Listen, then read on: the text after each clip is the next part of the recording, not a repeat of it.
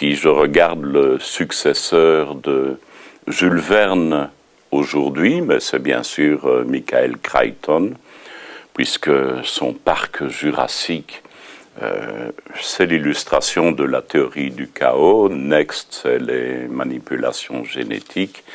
Il y en a d'autres sur les nanotechnologies. Ce sont des livres absolument passionnants.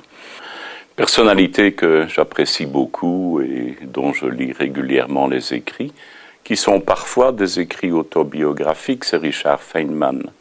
Autre prix Nobel, c'est l'inventeur de l'électrodynamique quantique, c'est un jeune docteur qui a été engagé dans le projet Los Alamos, projet Manhattan à Los Alamos. Personnalité assez curieuse, il passait son temps à crocheter les coffres-forts de Los Alamos, avec évidemment pas mal d'ennuis avec les différentes autorités. Il allait jouer du tambour au Brésil et il a eu le prix Nobel en 1965 pour l'électrodynamique quantique. Je lis, comme je vous l'ai dit, systématiquement l'ensemble de ses ouvrages. On publie actuellement les lettres qu'il a écrites. C'est passionnant pour un être scientifique. À son sujet, je pourrais dire aussi que c'est la seule personne scientifique qui était dans la commission qui a dû élucider l'accident de la première navette spatiale en 1986. Et 12 jours après, il avait découvert la cause. La cause était stupide, c'était simplement un joint de boosters, des réservoirs immenses qui sont à gauche et à droite de la navette spatiale, qui devaient réagir directement à la pression mise dans les tuyères. Et c'est la seule fois que la NASA a fait décoller la navette spatiale par temps de gel. Et en fait, le joint, au lieu de réagir en 1/10 de seconde, et Feynman l'a montré simplement avec un verre d'eau et un morceau du joint, réagissait en 10 secondes. Et on voit bien sur le sol la fumée qui se dégage déjà du booster. Évidemment, la pression est mise, donc la navette va partir et 60 secondes après, c'est l'explosion. J'aime citer cet exemple parce qu'il montre quand même le rôle des scientifiques dans des commissions de caractère plus politique, puisque cette commission était nommée par le président Reagan.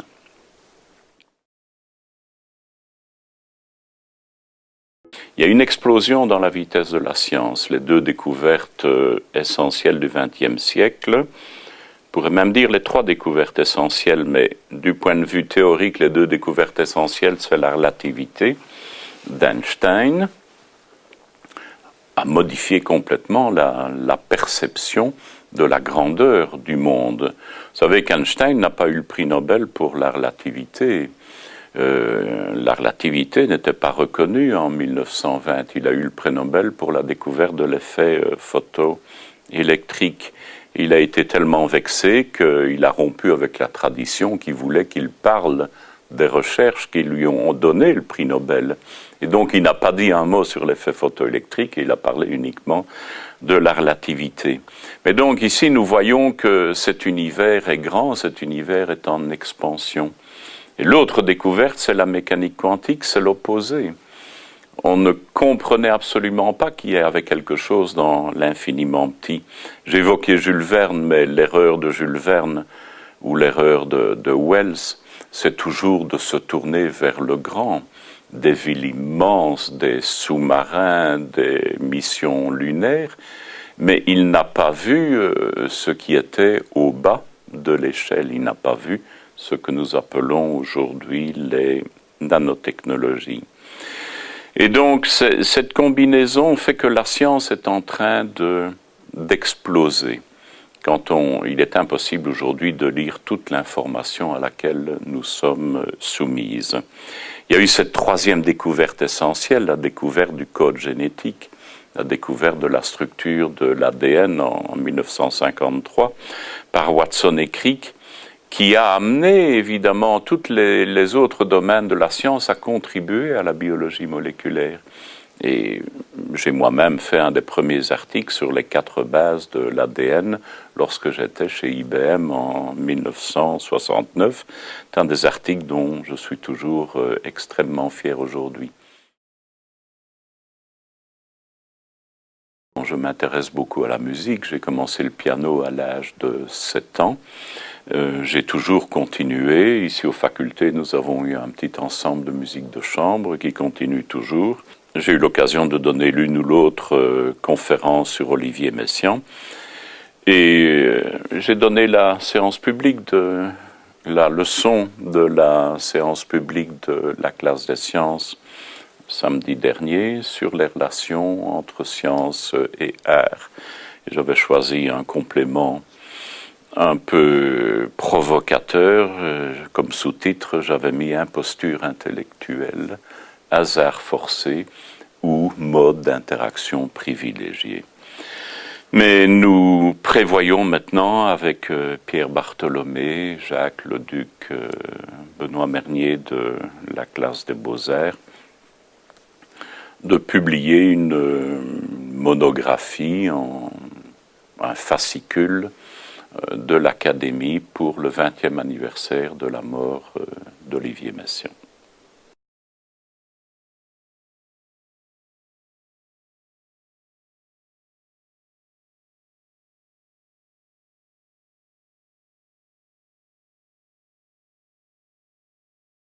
Le choix d'un domaine de recherche, évidemment, dépend de son promoteur au départ. Ce n'est en général pas l'étudiant qui choisit son propre sujet. On s'intègre dans un laboratoire. Et j'ai eu la chance de travailler dans un laboratoire de chimie physique à Louvain, qui avait des contrats avec la société photographique qui s'appelait Gewart à ce moment-là. Ce n'était pas encore Agfa Gewart. Et le problème de la photographie en couleur était bien sûr les cristaux de bromure d'argent, mais ça c'est le domaine du physicien, mais aussi les colorants organiques. Et nous avons donc été amenés à commencer à traiter les colorants organiques. C'était également le moment où la chimie quantique s'était développée. La chimie quantique, c'est l'utilisation des principes de la mécanique quantique, mécanique ondulatoire, mais mécanique ondulatoire est plus réductionniste. C'est l'application des principes de mécanique quantique à la chimie. Et ce domaine se développait à ce moment-là. Je mets une nuance parce que les ordinateurs n'avaient guère de puissance. L'ordinateur que nous utilisions à l'université de Louvain était une machine, un IBM 1620, qui prenait pratiquement l'équivalent de cette pièce. Et son processeur était un processeur de 16K. Et je pèse bien mes mots, je dis bien 16K, je ne parle pas de mégas, je ne parle pas de gigas. Donc vous imaginez le travail. Il n'y avait pas de mémoire annexe. Les mémoires annexes, c'était des bandes en papier qu'on perforait. Ce n'était pas encore les cartes perforées. C'était des bandes en papier qui servaient à stocker les résultats intermédiaires. Donc résoudre un système d'équations dont on avait besoin en chimie quantique de 50 sur 50, ça prenait 48 heures. Donc nous passions la nuit avec un MATLAB pneumatique à côté de ce type d'ordinateur. Et donc c'est une raison pour laquelle nous nous sommes orientés vers le calcul de puissance. Et vous voyez là le lien évidemment avec mon séjour de recherche postdoctorale, le premier, dans les laboratoires de recherche IBM. Ils étaient fort intéressés par les travaux de chimie quantique. Et Enrico Clementi, que j'ai cité, était un des pionniers dans le domaine. Et donc très vite, nous avons pu développer en Belgique également des méthodes logicielles de détermination des propriétés électroniques des systèmes réguliers que sont les plastiques ou les molécules polymères. Et ce fut un domaine en explosion par chance, également du point de vue industriel.